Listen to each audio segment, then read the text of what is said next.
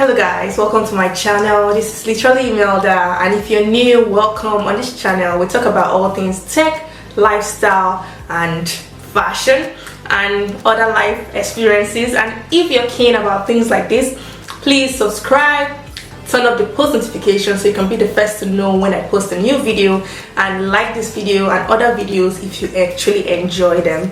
And if you're old, hello kings and queens, we're back again with a new video, and as promised on this video I'll be telling you all the documents required and the criteria, questions for the TechNation endorsement, and letting you in on the things you need to put together for your application to make it a success. I hope you enjoyed this video, and if you do, please like this video to help this channel get more awareness and help more people. And if you haven't subscribed, please do, and let's get on with the video. So now I'll be telling you the documents required for the TechNation application endorsement, because this is the arm I use to get endorsed. I don't know much about the research and the arts arm because I didn't go through those categories. I went through the TechNation category, which is now being handed over to the founders group, but still TechNation is still taking applications as of today, as I know of. Before I go into the criterias, I'll be covering the documents.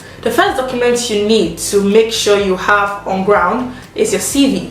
Your CV needs to be typed no more than 3 A4 paper long, or in PDF format or Word format, no more than 3 sites, like 1, 2, 3.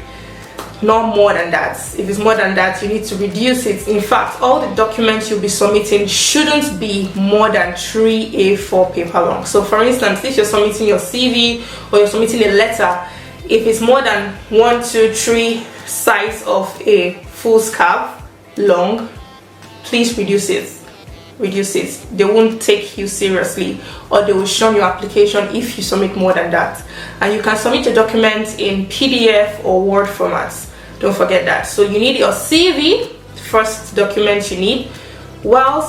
As well as your CV, you need a personal statement, and this personal statement have to literally make sure you sell yourself quite well in this personal statement, because aside the references you would be submitting as well, the personal statement makes a huge deal in your application. So this is you selling yourself to the body. So your personal statement have to include things like how you started your career, what you've achieved so far in your career, what you're aiming to do in the nearest future in your career, how getting the endorsement and moving to the UK, what you would do with that opportunity, why the global talent visa is important to you, why do you want to get it. You also need to cover things like how you've helped people outside your normal day-to-day work in your career, how you've enabled or pushed a particular vision forward in your technology career. So all this needs to be encapsulated in the personal statement you write for this application. Please sell yourself well. The mistake I made when I was doing mine was that I sold myself short, and that's why I didn't get it the first time. So sell yourself quite well. This is an opportunity for you to tell them why you should be chosen, why you're good enough, what you've done in the past, and how that have made a good impact in the community at large. The next document you need to have for your application is 3 letters of references. Now, you could have more letters of references, but mandatory you need 3.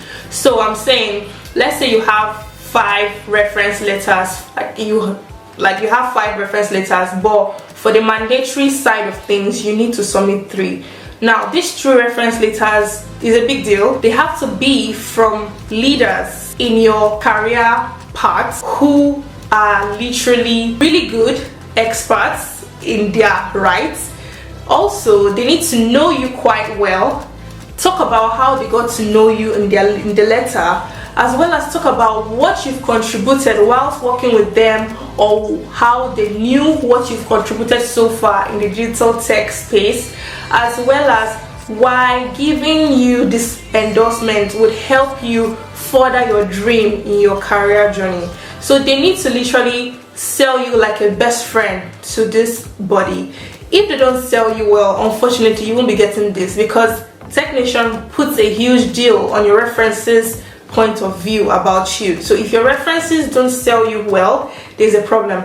Also, the referencing part is a big deal as well, because aside your references writing letters for you, they need to include their CV in the letter. They need to also give you their address, phone number, and in some cases literally help you by giving you certain intrinsic information about themselves, so that the technician would actually know that for real you know them, they know you, and you are not playing about, or you're not forging these references.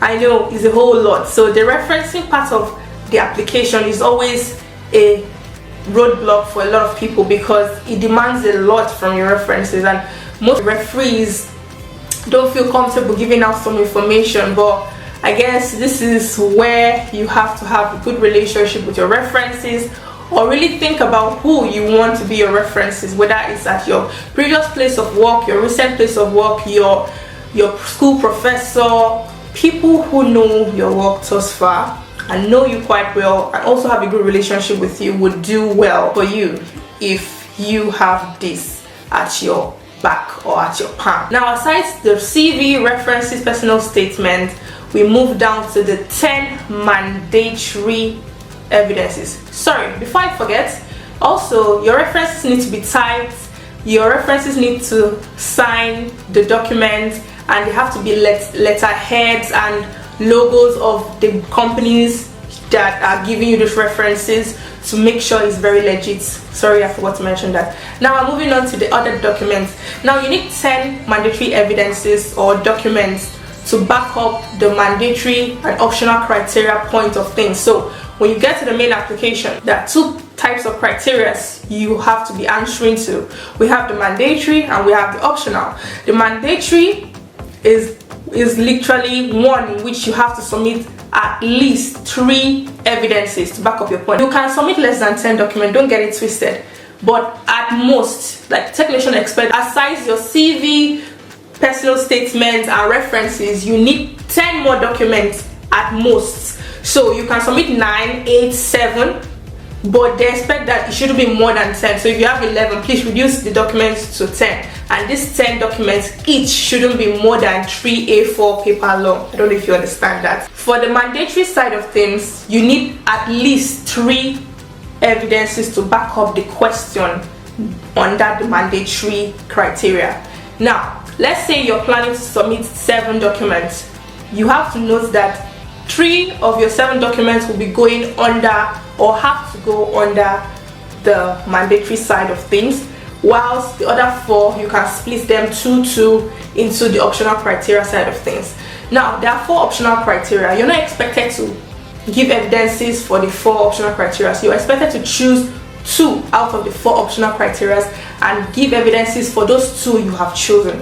So if I'm planning to submit 7 documents, I submit 3 under the mandatory, then I split my other 4 into optional criteria 1, optional criteria 3, or optional criteria 2 and optional criteria 4, depending on which optional criterions I choose. We'll be going deep into the questions for the mandatory and the optional criteria, and I'll be using myself as the case study and how I went about putting together my documents for this. Let's go. So for the mandatory criteria, the question was, how do I demonstrate that I have been recognized or recognized as having the potential to be a leading talent in the digital technology sector in the last 5 years?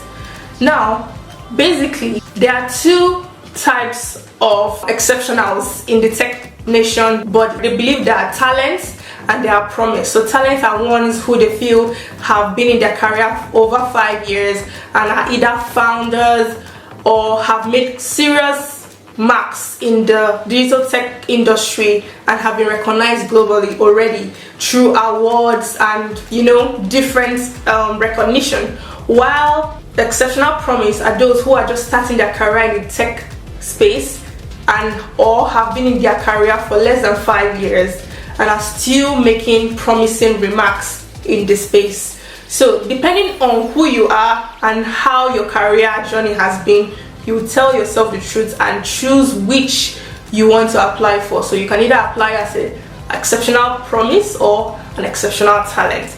But you might be asking, what is the difference, or what is the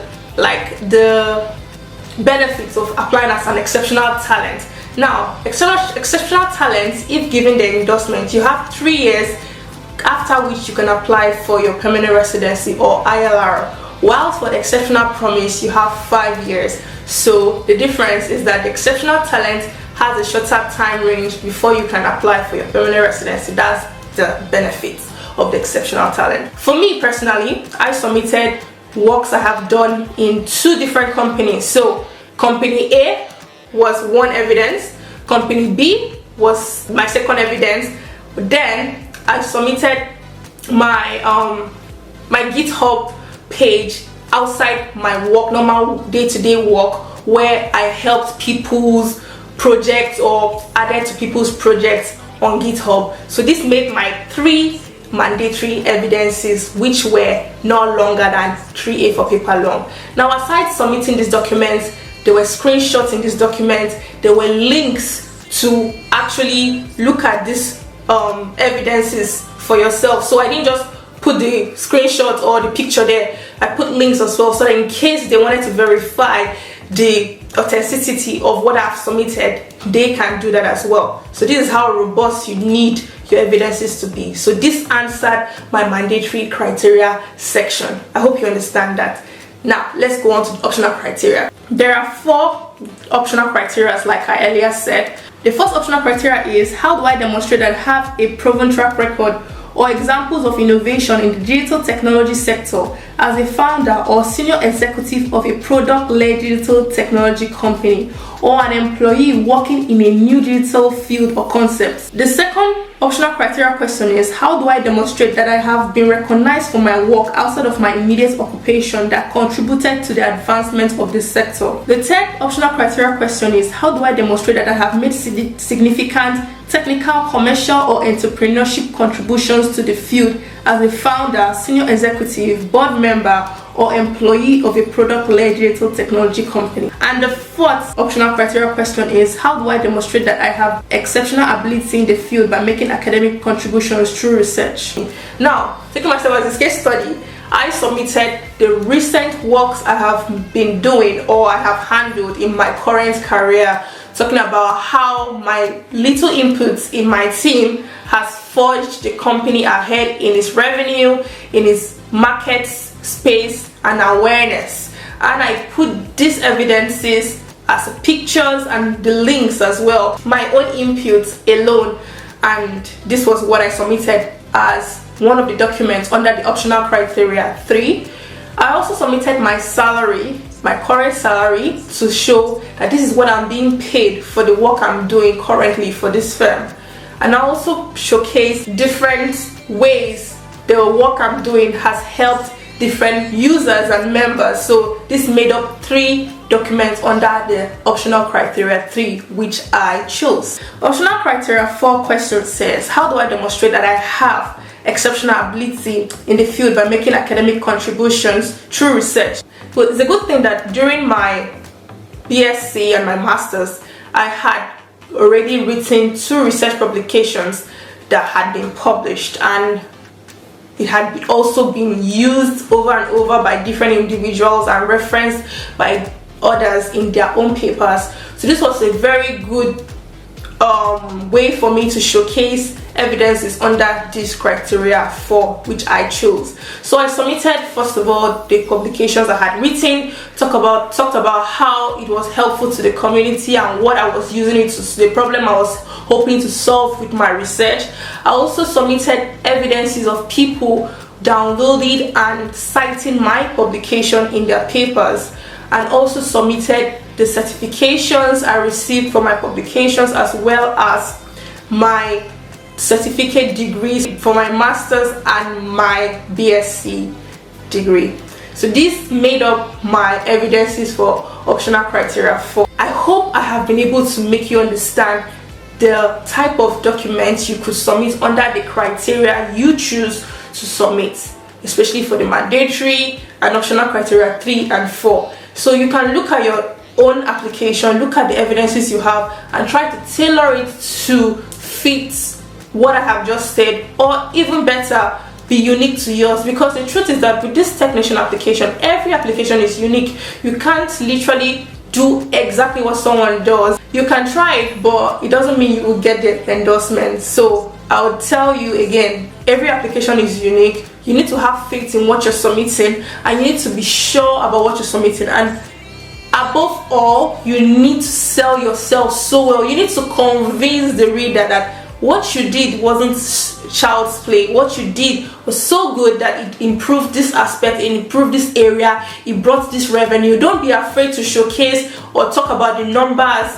of financial revenue and inflow, whatever that your project brought into the company, or the amount of new users that started to use the product because of your input. Don't be afraid to show these numbers. And if you're showing revenues and financial acumen, make sure you put them in pounds. Convert them to pounds in whatever currency they are. Make sure you convert them to pounds when you are putting your application together.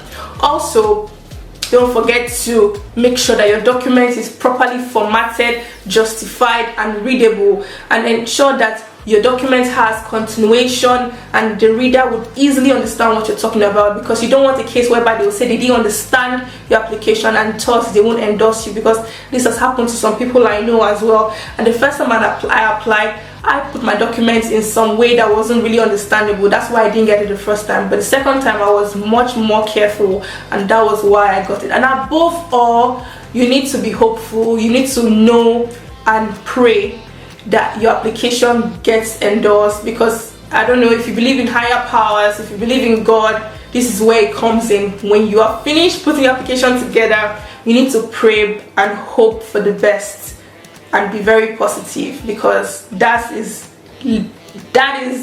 the next extent to what you can do after you've put your application together. On the next video, I'll be talking about how to go about actually applying on their website, how to upload your documents in the right order, how to tag your documents or title your documents so that it be understandable, and literally all the other processes post putting your evidences together. So I hope you join me, because it will be much more interesting. I'll also talk about, after you get the endorsement, what's next, what do you need to do next, how the visa application processes would be, and how what you need to prepare for and what you need to have in mind when going about the visa application process after getting the endorsement. So if you want to hear all these goodies, don't forget to subscribe, turn on post notification, and stay alert, because the next video would be coming faster than you know. Thank you for staying to the end of this video. I hope you enjoyed it. I hope you learned something new. And if you have a question, please ask it down below. Don't be scared. I will answer. I will try to answer on time. And I'll be putting links to all the relevant information I have mentioned on this video, as well as other links that will be useful to you on this video. So check underneath for my comments and the links so that you can help yourself. Till then, I'm your girl Imelda, and stay tuned for the next video. Bye bye.